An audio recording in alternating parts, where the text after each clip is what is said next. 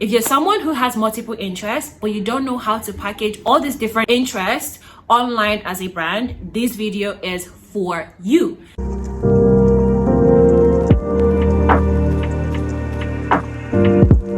So everything I'm sharing with you is based off of what I've done that has worked for me, and you can choose to apply it as well in your process.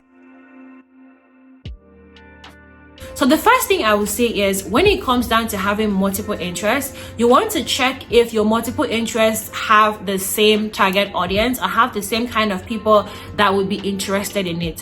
One thing I found with people that have multiple interests is you can always find a connecting point for the different people that would be interested in that interest. So for example, my multiple interests are personal development, business, and personal finance. And so when I was looking at this multiple interest, I found that even though they are different, the person who is interested in growing their finance will most likely be interested in personal development.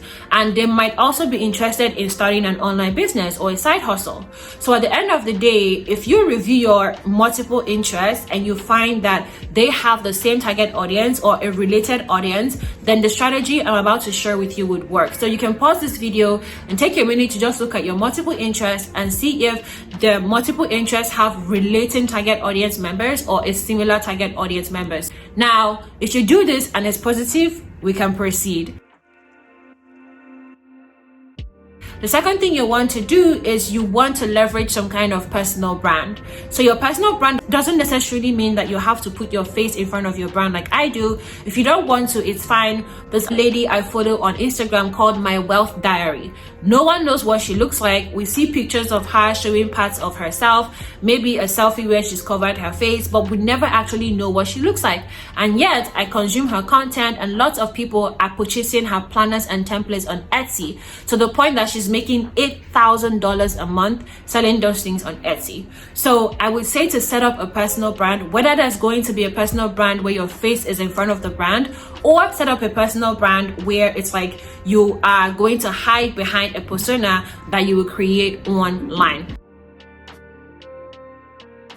So the third thing that you want to do is then to communicate clearly all the different interests that you have via your personal brand. And the easiest way to do this is not to overcomplicate your message. When people think about social media and think about putting a brand out there, they often think that they have to sound professional or they have to overpackage themselves, and you really don't. Simply stating your name and stating your interests, what you do, and what you're sharing online is more than enough. So if you look at my bio, nothing about this bio spells that I'm trying to come off like an expert. What I essentially say in my bio is that I am sharing the lessons and tips as I grow, sharing lessons around money, personal development, and business. So the way I packaged it, it doesn't come off too serious. It doesn't come off too stuck up. You know, at the end of the day, I am simply communicating all the different things that interest me using my personal brand. So it's the same thing that you can do for your own personal brand. When you're packaging it, whether you're writing your About Me section on your website or writing copy for your homepage, whether you're putting it on your Instagram bio, your Instagram highlights, don't overthink it. You can start by saying, hi, my name is, insert your name. And on here, I share lessons, tips, tricks on how to do this. Or you can start by saying, hi, my name is Diamond Oku, and I am one of those people who is multi-passionate and interested in multiple things. I'm interested in insert 1, insert 2, insert 3. And on this Instagram page, I share all of these interests with you. So just something like that is so simple, and it communicates very clearly what your brand is about, what exactly it is that you're doing.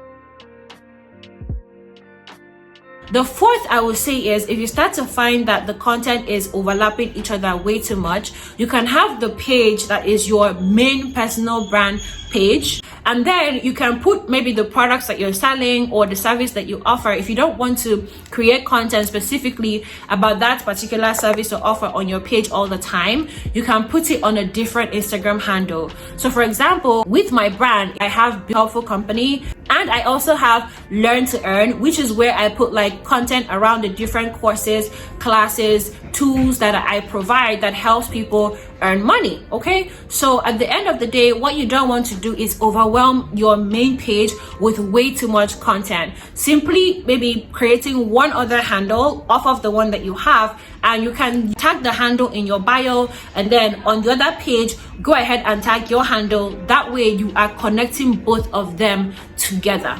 This is what I have done, and it's what has helped me. So I haven't had a need to overcomplicate what I am doing. Instead, I simply have a main page where I have my brand, and if I had a website, it would be the same thing. My home page will communicate what the brand is about, and then I will have other pages that would, show my courses, that would show helpful the startup I'm building and things like that. So that's my own strategy for not overthinking niching. So if you keep thinking about, I want to niche, if you use this strategy, you're able to create a personal brand that has different layers to it. So I'll give you a couple examples of people who are doing this excellently online. The first person I will give you is Erin On Demand. When you check out Erin online, you're going to find that Erin has a planner journal that she has created, and it's called the Top 3 Journal or something like that. This is an interest that Erin has always had, and so she proceeded to create, the Top 3 Journal. And also she has an interest in coaching, and she proceeded to create Creator to CEO, which is her online course still around her interest. So Erin, predominantly her personal brand is Erin On Demand, her YouTube channel is Erin On Demand, but her Top 3 planner and her course Creator to CEO all map out the different things that interest her, and she's using her personal brand to sell these different things. Another example would be Tabitha Brown. If you don't know who Tabitha is, she's one of my absolute favorite people on Instagram. Now, Tabitha started as a personal brand, but based off of the personal brand, she has proceeded to create cookbook, a hair company, a clothing company, a recipe company, all based off of her personal brand. These are all things that interest Tabitha, but she has proceeded using her personal brand to do these things. And how she started was simply creating content around her different interests. So she would create content around cooking vegan meals, and then she'd also create content around her hair growth process and things like that. And then in all of her videos, or most of her videos, you will find that she's wearing these colorful print clothes. Her clothes are really colorful when you see them. She has this African touch to the kind of things that she chooses to wear. So even though she's using TikTok and Instagram, she's able to communicate a lot about her interests on these channels just by using her content this way. And then she's been able to use that personal brand, the personal brand that she's built on social media, and convert that into actual business. So she's built her clothing brand, she's built her recipe book, her cookbook, her hair brand, all off of her personal brand. And finally, I'm going to mention one of the most popular, most successful personal brands in history, at least in my millennial history, and that would be Kim Kardashian. So if you look at Kim Kardashian, she is a personal brand, but if you go on her page, you'll find that Kim's different interests have always been reflected as well in her style. So whether it's fashion, whether it's makeup, whether it's skincare, she always finds ways to incorporate these different interests. So that right there is a strategy that I would say for you to follow when it comes to merging your multiple interests, is have an umbrella personal brand and then add all these layers to it using the different strategies that I shared with you. Okay guys, I hope that I have answered this question. If you have further questions, leave it in the comment section, and I promise I will proceed to answer the questions for you. If you enjoyed the video, please don't forget to give it a thumbs up, and if you haven't subscribed yet but you got a lot of value, do subscribe. You're going to get so much value when you do. Have a good morning, afternoon, or evening wherever you are in the world. Bye bye.